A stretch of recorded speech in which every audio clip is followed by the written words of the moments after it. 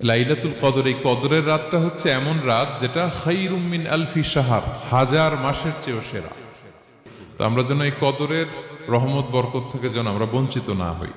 যেই আয়াত দিয়ে আমার আলোচনাটা শুরু করেছিলাম, অর্থাৎ লাস্ট 10 days অফ রমাদানে যে আমাদের যে লাইলাতুল কদর, এটা হচ্ছে ক্রিম টাইম অফ রমাদান, রমাদানের সবচাইতে মোক্ষম সময় আল্লাহ তাআলার নৈকট্য পাওয়ার, সেটা নিয়ে কিছু কথা বলবো ইনশাআল্লাহ বিইজনিল্লাহ। সম্মানিত সুধী, রাসূলুল্লাহ সাল্লাল্লাহু আলাইহি ওয়াসাল্লাম একবার খুব আফসোস করছিলেন।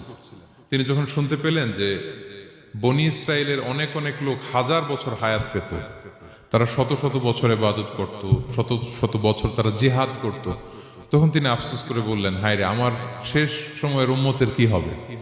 কারণ তিনি বলেছেন যে আমারু উম্মতি মা বাইনা 60 ইলা 70, আমার উম্মতের গড় বয়স হচ্ছে 60 থেকে 70। ওয়া আকাল্লুহুম মান ইয়াজুজু যালিক, খুব অল্প সংখ্যক লোকই এর চেয়ে বেশি হায়াত পাবে। রাসূল সাল্লাল্লাহু আলাইহি ওয়াসাল্লাম যখন দেখলেন যে শত শত বছর হায়াত পেয়েছে বনি ইসরায়েলের লোকেরা, বনি ইসরায়েলের ওরা শত শত বছর জিহাদ করেছে, তো আমার উম্মত তো 60 বছরে তার হায়াতই শেষ, 60 থেকে 70-এর মধ্যে তার জীবনই শেষ, তো আমার গুনাহগার উম্মতের কি হবে? রাসূল সাল্লাল্লাহু আলাইহি ওয়াসাল্লাম খুব আফসোস করছেন।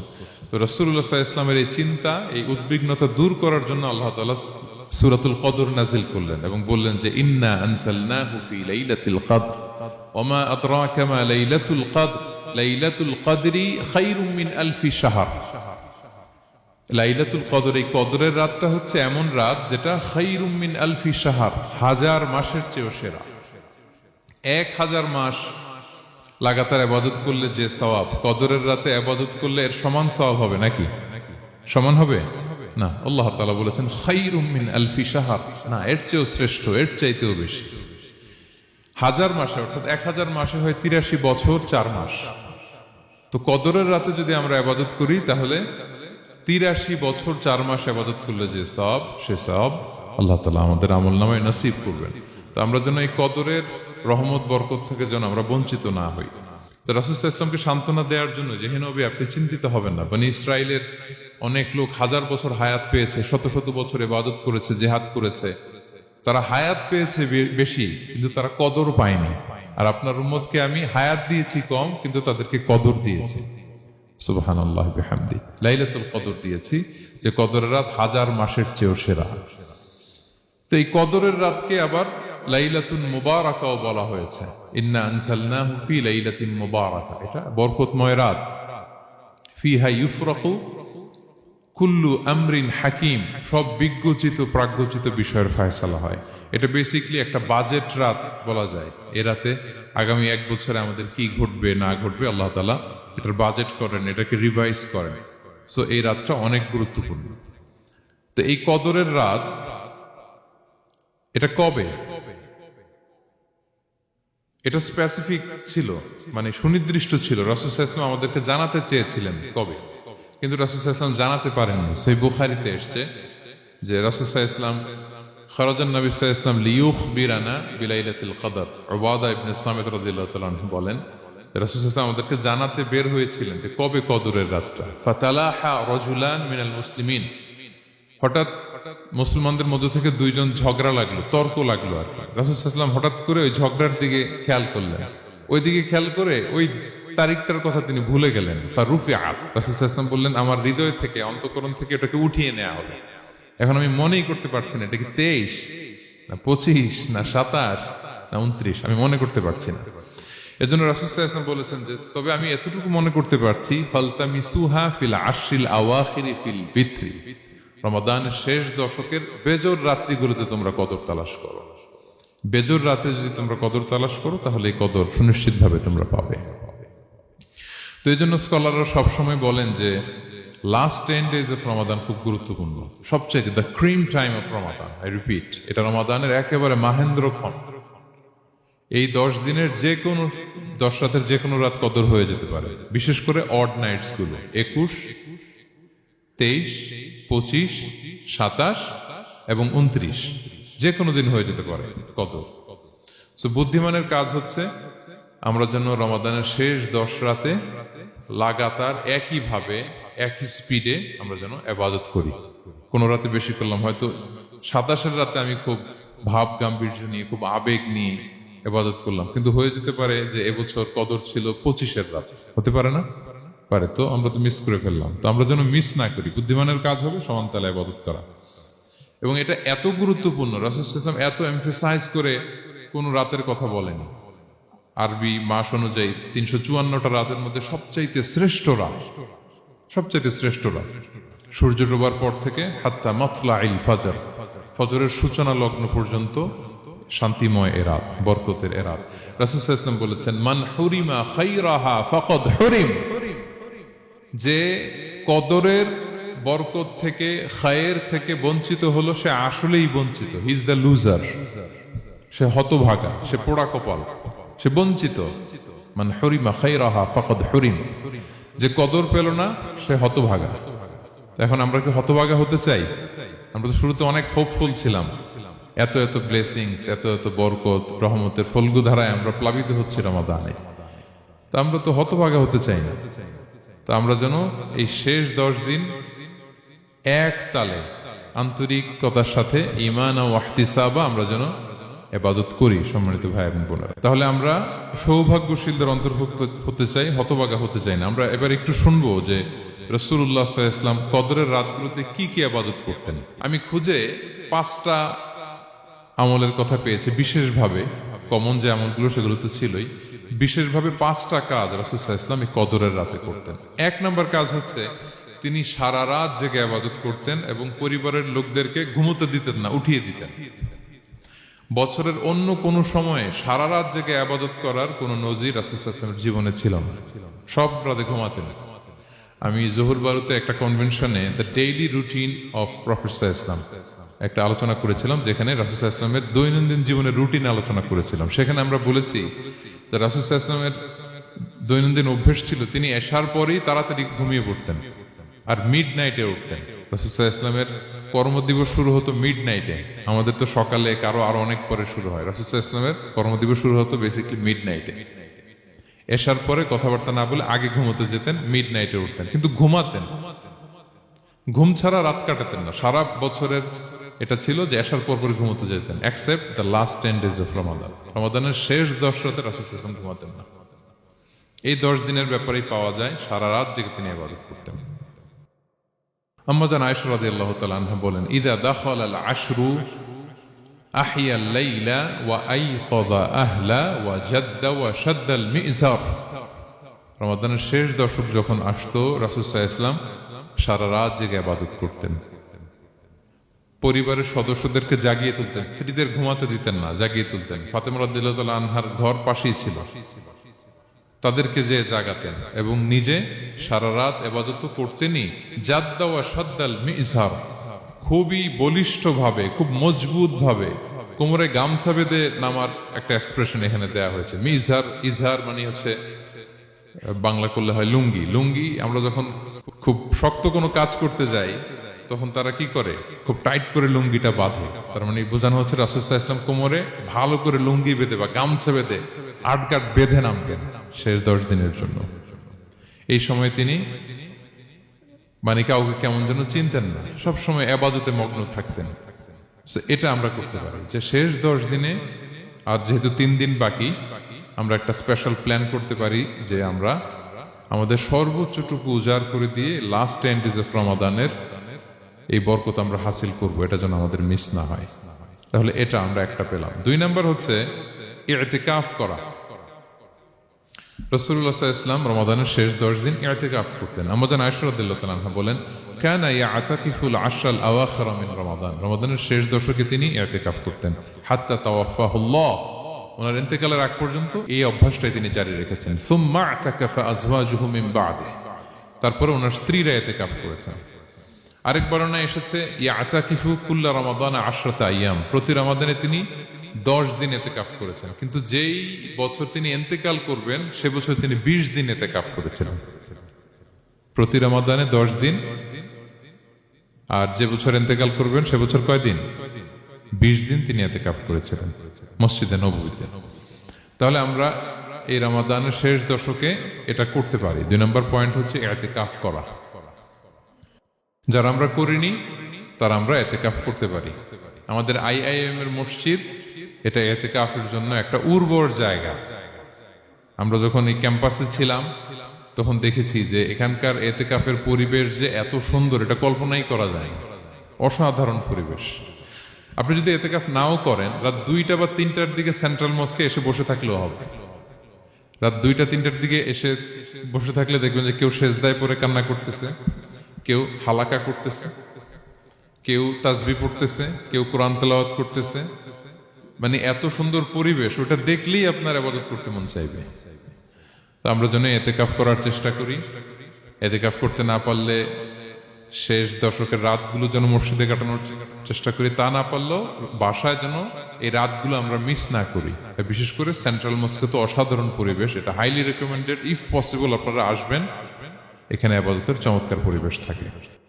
3 নাম্বার হচ্ছে রাসূল সাল্লাল্লাহু আলাইহি ওয়াসাল্লাম এবং জিবরাইল আলাইহিস সালাম যৌথভাবে কোরআন রিভিশন করতেন। খুব ইন্টারেস্টিং।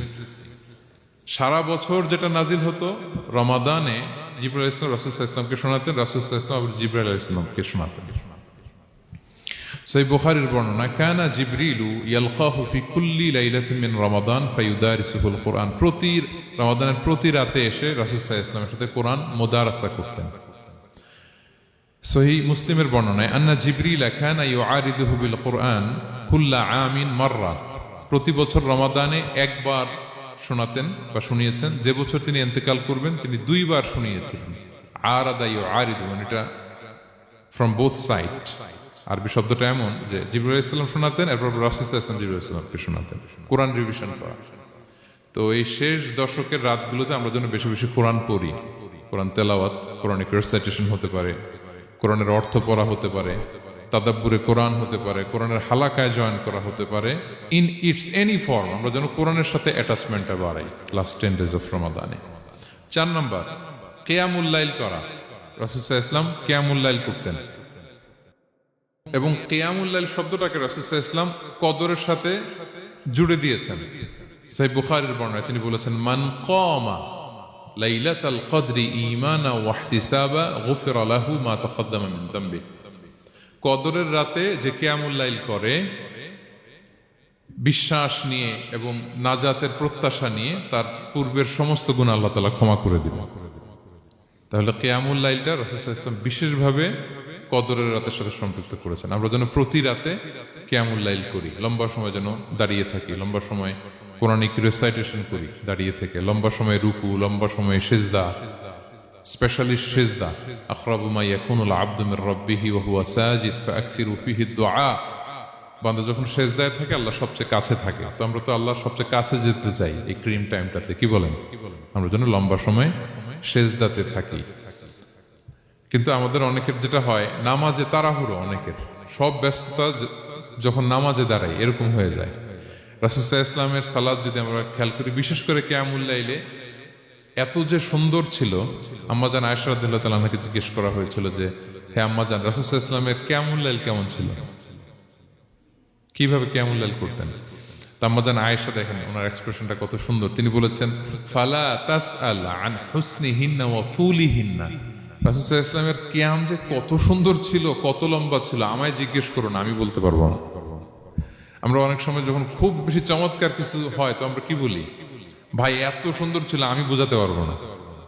এরকম বলি না যে এত অসাধারণ, আমি বলে বোঝাতে পারবো না। বাংলাতেও কিন্তু আমরা বলি এত চমৎকার, বলে বোঝাতে পারবো না। শব্দের বুননে, ভাষার বুননে আমি ফুটিয়ে তুলতে পারবো না।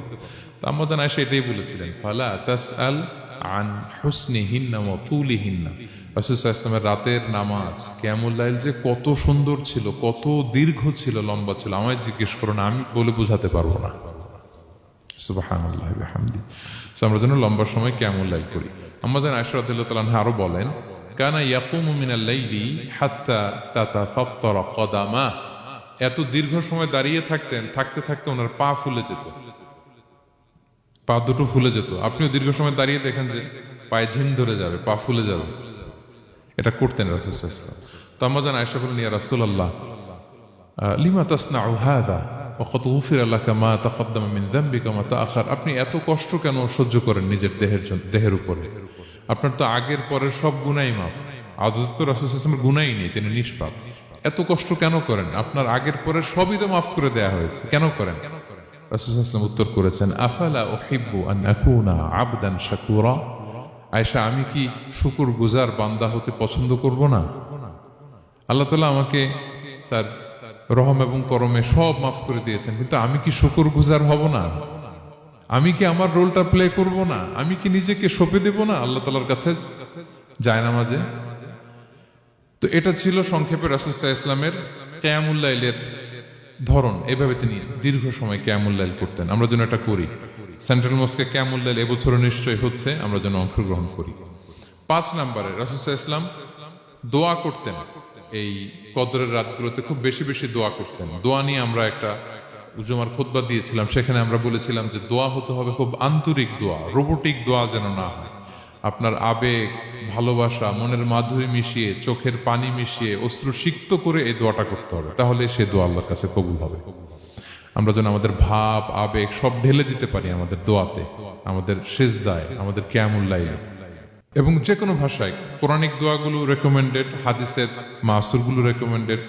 তাছাড়া আপনার নিজের ভাষায় আপনার কি চাওয়া, আপনার কি আকাঙ্ক্ষা, আপনার মনের কষ্ট, যাতনা সবকিছু আপনি আল্লাহ তাআলার কাছে পেশ করুন। এবং আম্মা জান আয়েশা জিজ্ঞেস করেছিলেন, ইয়া রাসূলুল্লাহ, আমি যদি কদর পেয়ে যাই আমি কি বলবো এ রাতে? মা আদউ, কি দোয়া করব? রাসূল সাল্লাল্লাহু আলাইহি ওয়াসাল্লাম বললেন, তাকুলিন, আয়েশা তুমি বলবে, আল্লাহুম্মা ইন্নাকা আফুউন তুহিব্বুল আফওয়া ফাআফু আন্নী। আয়েশা তুমি যদি কদরের রাত পেয়ে যাও এটা বলবে, হে আল্লাহ আপনি ক্ষমাশীল, আল্লাহ আপনি ক্ষমাকে পছন্দ করেন, আল্লাহ তাই আপনি আমায় ক্ষমা করেন। হে আল্লাহ আপনি ক্ষমাশীল, আপনি ক্ষমাকে পছন্দ করেন, আল্লাহ আপনি আমাকে ক্ষমা করেন। এই দোয়াটা আমরা যেন বেশি বেশি করি। আমার সাথে সাথে সবাই একটু পড়ুন মেহেরবানি করে, আল্লাহুম্মা ইন্নাকা আফুন তুহিব্বুল আফওয়া ফাআফু আন্নী। আল্লাহুম্মা ইন্নাকা আফুন তুহিব্বুল আফওয়া ফাআফু আন্নী। হে আল্লাহ আপনি ক্ষমাশীল, আপনি ক্ষমা করাকে পছন্দ করেন, আল্লাহ আমাকে ক্ষমা করেন। আমরা আমাদের নিজেদের ভাষায় অনেক দোয়া করতে পারবো, কিন্তু রাসূল সাল্লাল্লাহু আলাইহি ওয়াসাল্লামের শেখানো দোয়াগুলো এটা হচ্ছে মানে very precise in wording but comprehensive in meaning. এটার অর্থ, এটার আবেদন এটা অনেক বেশি। আমি অনেক 10টা-20টা বাক্য বলে এত সুন্দর কথা মিলাতে পারবো না। রাসূল সাল্লাল্লাহু আলাইহি ওয়াসাল্লাম যেটা শিখিয়ে দিয়েছেন, আগে আল্লাহর প্রশংসা করলাম, আল্লাহ আপনি ক্ষমাশীল, আবারও প্রশংসা, আল্লাহ আপনি তো ক্ষমা করাকে পছন্দ করেন। যেটা আপনি পছন্দ করেন না ওইটা তো চাচ্ছি না, যেটা আপনার পছন্দ, যেটা আপনি করতে ভালোবাসেন, গাফিরিয যামবি ওয়া কাবিলিত তাওব, আপনি ক্ষমা করাকে পছন্দ করেন, তওবা কবুলকে আপনি পছন্দ করেন, তো সেটাই তো চাচ্ছি আপনার কাছে, আপনি আমার তওবা কবুল করুন, আল্লাহ আপনি আমাকে ক্ষমা করুন। সো এই দোয়াটা প্রত্যেক রাতে যেন আমরা বেশি বেশি করি সম্মানিত সুধী। এবং এই যে রিমাইন্ডারগুলো শুনলাম, এটা রমাদানের পরেও যেন আমরা অব্যাহত রাখি। আমরা নাম দিয়েছি যে gear up for a great Ramadan. আমাদের এবাদতের যে ধারাবাহিকতা, এই গতিটাকে আরেকটু গেয়ার আপ করা, আরেকটু পুশ করা নিজেকে, আরেকটু এক্সট্রা ড্রাইভ দেওয়া এই শেষ মুহূর্তে। মাত্র 13টি দিন আমাদের হাতে আছে, আমরা যেন আরেকটু ইফোর্ট দেই, আমরা যেন আরেকটু ড্রাইভ দেই, যাতে করে আমরা আল্লাহ তাআলার আরো নিকটবর্তী হতে পারি। এবং এই রমাদানে আমরা যা শিখলাম, যেটা করলাম, এটার ইম্প্যাক্ট যেন রমাদানের পরেও আমাদের মধ্যে থাকে। আমাদের অনেকের এটা হয় যে রমাদানে আবেগে অনেক আলোচনা শুনে, ক্ষমার মাস এটা জেনে এত আবাদত, রমাদান নাই আবাদতও নাই, এরকম হয়ে যায়। এটা যেন না হয়, বরং এটার একটা পরশ যেন আমাদের হোল দ্য ইয়ার লং থাকে। আরব শায়েখরা বলেন যে কুন রব্বানি লা তাকুন রমাদানি, রব্বানি হও, রমাদানি হও না। মানে রমাদান আসছে, তুমি রমাদান কেন্দ্রিক আবাদত নিয়ে অনেক উচ্ছ্বাস, কিন্তু রমাদান শেষ আবাদত শেষ, এমনটা যেন না হয়। রমাদানের পরেও সে মেহেরবান আল্লাহ তাআলা কিন্তু আমাদের জন্য আছেন। তিনি প্রতি রাতে শেষ রাতে নেমে আসেন, এসে ডাকতে থাকেন, কার ক্ষমা লাগবে ক্ষমা চাও, ক্ষমা করব। কে বিপদে পড়েছ বলো, আমি উদ্ধার করব। তো তিনি আরশের উপর থেকে প্রথম আসমানে নেমে আসলেন দেওয়ার জন্য। আমি ঘুম থেকে জাগতে পারলাম না, নেয়ার জন্য। এটা হইল প্রাইম মিনিস্টার আনোয়ার ইব্রাহিম আমাকে একটা অ্যাওয়ার্ড দিবে, লেটস সে হোটেল ইন্টারকন্টিনেন্টাল, উনি এসে বসে আছে, বাট আমি যেতে পারি নাই। এটা হয় না। আল্লাহ তাআলা প্রতি রাতে শেষ রাতে এসে বলেন, কার কি লাগবে দাও, তিনি নেমে আসেন বা বিশেষ মনোনিবেশ করেন প্রথম আসমানে এসে, কিন্তু আমরা যে নিব সেই সময়টুকুন আমাদের হয় না। আমরা এতটা গাফেল যেন না হই, আমরা যেন একটু পুশ করি। বড় কিছু পেতে হলে নিজেকে পুশ করতে হয়, এক্সট্রা একটা ড্রাইভ দিতে হয়। সম্মানিত শুধু 17টা দিন কি করলাম একটু রিভাইজ করি, যোগ বিয়োগ করি নিজের সাথে নিজে, যে প্ল্যানটা নিয়ে রমাদান শুরু করলাম ওইরকম কিয়ামুল লাইল করতে পারলাম কিনা, ওইরকম চ্যারিটি করতে পারলাম কিনা, রেসাইটেশন করতে পারলাম কিনা, একটু যেন নিজের সাথে নিজে বোঝাপড়া করি, একটু যেন রিভাইজ করি এবং নিজেকে যেন একটু পুশ করি। সম্মানিত শুধু এই ছিল সংক্ষিপ্ত আলোচনা। আমি 30 সেকেন্ডসে পুরো আলোচনাটা আবার একটু যারা পরে এসেছেন একটু রিভাইজ করে নেই। আমি শুরুতে এভাবে শুরু করেছিলাম যে রমাদান এটা হচ্ছে it's a month of hope, এটা আশা জাগা নিয়ে একটা মাস। এই মাসের যে রহমত বরকতের যত যত হাদিস করোনার আয়াতগুলো আমরা বলেছি, এগুলো শুনলে আমাদের মধ্যে একটা আশা জাগে, আশাবাদী হয়ে উঠি যে আমার এই মাস আমার মুক্তির মাস, আমি মুক্তি পাবো। কিন্তু at the same time it's a month of warning, এটা আবার সতর্কতারও মাস। রাসূলুল্লাহ সাল্লাল্লাহু আলাইহি ওয়াসাল্লাম বলেছেন রোজা রেখে যে মিথ্যা ছাড়লো না, পাপ ছাড়লো না, তার ধ্বংস। আবার 3বার তিনি আমিন বলেছেন। বেসিক্যালি এটা একটা বদদোয়া যে মান আদরাকা রমাদান ওয়ালাম ইউগফার লাহ, যে রমাদান পেয়েও নিজের গুনাহ ক্ষমা করতে পারলো না, তার ধ্বংস। সো আমরা আশাবাদী হব। আল ঈমান বাইনাল খাউফি ওয়ার রাজা, বিশ্বাস হচ্ছে আমার মধ্যে ভীতিও কাজ করবে, আবার আমার মধ্যে একটা হোপ থাকবে, এটাই ঈমান। সো আমরা যেন এই ওয়ার্নিং গুলো আমাদের মাথায় রাখি যে আমরা যেন আল্লাহর নৈকট্যপ্রাপ্ত বান্দা হতে পারি, ক্ষমাপ্রাপ্তদের অন্তর্ভুক্ত যেন আমরা হতে পারি। এরপরে আমরা বলেছিলাম যে লাআল্লাকুম তাত্তাকুন অ্যাচিভ হচ্ছে কিনা আমাদের প্রত্যেক কাজে এটা খেয়াল করতে হবে। আমাদের সম্মানিত ইউসুফ স্যার খুব সুন্দর করে এটা বলেছেন যে আল্লাহর সচেতনতা, আল্লাহর ভয়, to build up the sense that Allah is watching me, এই সেন্সটা আমার সব কাজের মধ্যে থাকতে হবে। যদি লাআল্লাকুম তাত্তাকুন অ্যাচিভ হয়, সাকসেসফুল, একটা সাকসেসফুল প্রোডাক্টিভ রমাদান আমরা কাটাচ্ছি। আর যদি লাআল্লাকুম তাত্তাকুনের সমস্যা, তার মানে we have to revise hour schedule, যাতে করে আল্লাহর এই সচেতনতা আমরা বিল্ড আপ করতে পারি। এরপর আমরা বলেছি যে আমরা সংযমটা যাতে এনশিওর করি, রমাদানের যে সংযম, নিজের প্রবৃত্তির উপর আমরা বিজয় লাভ করি, সারা বছর প্রবৃত্তি জিতে রমাদানে আমরা জিতি। এরপর আমরা চ্যারিটির কথা বলেছি, রাসূল সাল্লাল্লাহু আলাইহি ওয়াসাল্লাম খুব জেনারাস হয়ে যেতেন রমাদানে, আমরা যেন আমাদের দানের হাতকে আরো প্রশস্ত করি এবং রমাদানে আমাদের কমিউনাল স্পিরিট চলে আসে, আমাদের বেসিক্যালি একটা সেলফ ট্রান্সফরমেশন হয়, অনেক বদ অভ্যাস আমরা রমাদানে ত্যাগ করি, বাকি মাসেও যেন এটা আমরা কন্টিনিউ করি।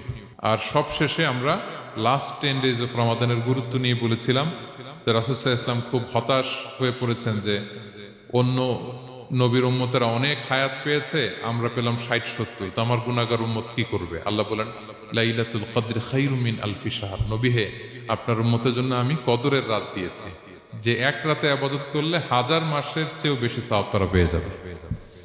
সো এই কদরের রাত যেন আমরা মিস না করি। কোনটা কদরের রাত? আমরা বলেছিলাম শেষ 10 দিন সমান তালে ইবাদত করব। বিশেষ করে আমরা গুরুত্ব দিব অড নাইটস গুলোতে, 21, 23, 25, 27, 29 আমরা গুরুত্ব দিব।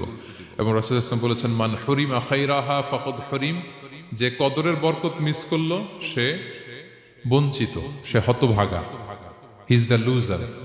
আমরা যেন লুজার না হই, আমরা যেন গেইনার হই এই বরকতের মাসে। এবং সবশেষে আমি বলেছিলাম রাসূল সাল্লাল্লাহু আলাইহি ওয়াসাল্লাম স্পেশালি 5টা আমল করতেন, সারা রাত জাগতেন, ফ্যামিলি মেম্বারসদের জাগিয়ে তুলতেন, উৎসাহিত করতেন এবং কোমরে গামছা বেঁধে নামতেন। এরকম ইবাদতের স্পৃহা অন্য কখনো রাসূল সাল্লাল্লাহু আলাইহি ওয়াসাল্লামের মধ্যে দেখা যেত না, যেমনটা শেষ দশকে তিনি করতেন। ইতিকাফ করতেন তিনি, আর ইতিকাফ করলে কদর মিস হওয়ার সম্ভাবনা নেই। এটা 21-এ হোক, 25-এ হোক, 23-এ হোক, আমি তো মসজিদে, আমি তো কিয়ামুল লাইলে অংশগ্রহণ করতেছি, আমি তেলাওয়াত করতেছি, আমি প্রতিদিনই দোয়া করতেছি, মিস হওয়ার কোনো সম্ভাবনা নেই। আমরা যেন ইতিকাফের চেষ্টা করি, অথবা পার্ট টাইম ইতিকাফ যেন অন্তত করি, 5 দিন 3 দিন, অথবা রাতের সময়গুলো মসজিদে যেন আমরা কাটাই। 3 নম্বর বলেছিলাম রাসূল সাল্লাল্লাহু আলাইহি ওয়াসাল্লাম জিবরাইল আলাইহিস সালাম কোরআন রিভিশন করতেন, আমরা যেন কোরআন রিভাইজ করি, রেসাইটেশন করি বেশি মাত্রায় শেষের 10 দিন। কিয়ামুল লাইল ফালা তাসআল আন হুসনিহিন্না ওয়া তুলিহিন্না, কত সুন্দর কিয়ামুল লাইল ছিল বলে বোঝানো যাবে না। তো আমরা যেন এরকম দীর্ঘ সময় কিয়ামুল লাইল করি। আর সবশেষে বলেছিলাম দোয়া করা, দোয়া করা হচ্ছে দোয়া মুমিনের হাতিয়ার। দোয়া মানুষের জীবন চেঞ্জ করে দিতে পারে। চাওয়ার মতো চাইলে আল্লাহ ফেরান না, আল্লাহ তো দেওয়ার জন্যই বসে আছেন। So আমরা যেন কায়মনোবাক্যে আল্লাহ তাআলার কাছে চাই, অশ্রুসিক্ত নয়নে যেন আমরা চাই। অনুতপ্ত বান্দার চোখের পানির ফোঁটা আল্লাহর কাছে খুব প্রিয়। 2 ফোঁটা আল্লাহর কাছে সবচেয়ে প্রিয়, জেহাদের ময়দানে মুজাহিদের রক্তের ফোঁটা আর অনুতপ্ত বান্দার চোখের পানির ফোঁটা। বান্দা অনুতপ্ত হয়ে, রিপেন্টেন্ট হয়ে চোখের পানি ছেড়ে যখন কাঁদে আর দোয়া করে, ওই চোখের পানি চোখ বেয়ে